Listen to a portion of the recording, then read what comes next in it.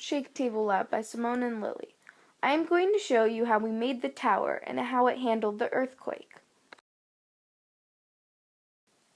Sketch was where we made our design for the building. We started with a simpler design so that we could eventually change it up a little as we went on. For even more sturdiness, we drilled holes in the bottom. We then bended the straws from the first layer and put them through the holes and taped them. Here, I am making sure that the first construction is ready to handle the two top layers. I am taping down the X's in each little frame so that it is potent and sturdy.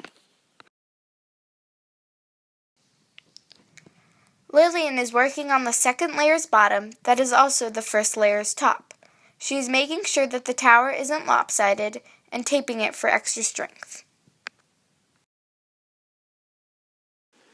For the roof, we tried to make it unique. To make it less mundane, we topped it off with the flower on top. We decided to make it easy on us. We did each floor's height with just one straw so we didn't have to cut them. We made sure that it wasn't too tall so it was not too wobbly, but not too short where it isn't even a building. Well, we put 2 bags on each of the floors. You could tell that it was strong enough to handle the weight.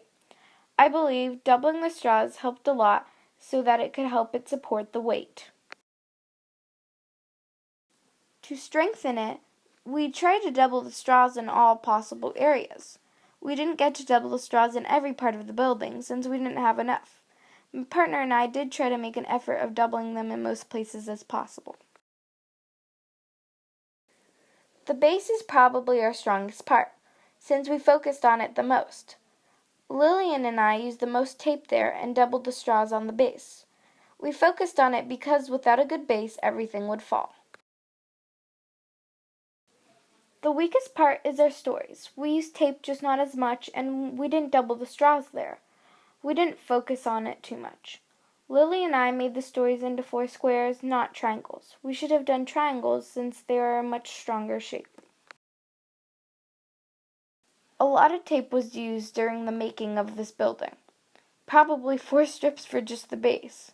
The thing is, we used the most on the base, so it wasn't 4 strips for every story, but it was still a lot of tape. For extra supplies, we used construction paper to make the roof unique and the flooring. My partner and I made a flower on top out of construction paper to make it more glamorous.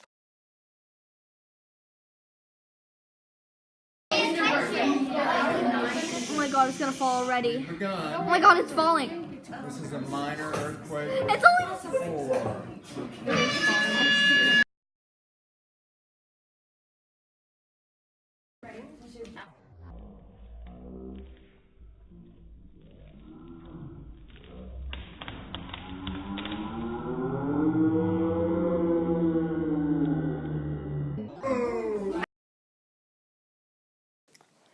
The x-axis shows the side-to-side movement when my tower was shaking. The y-axis shows the front and back movement, and the z-axis shows the up and down movement.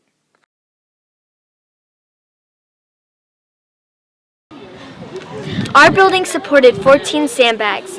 My building failed up the stories because my partner and I didn't put supports under each story. I would have made supports in the building because it would have helped keep the sandbags up.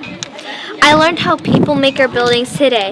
I enjoyed having a partner and using teamwork. I also liked thinking of how we could make our building in the very beginning.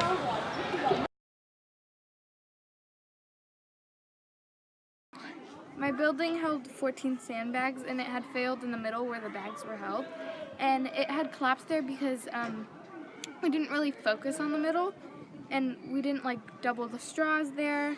And on each floor it was 4 squares instead of triangles, and triangles are stronger than squares, so we should have done triangles instead of squares. And I learned the importance of having an earthquake-proof house, especially where we live. And I actually also learned that usually the ones that did the best usually had the most support in the middle. And I enjoyed working with my partner during this project, and I really loved that we got to design a unique roof so not all of them look the same. And yeah.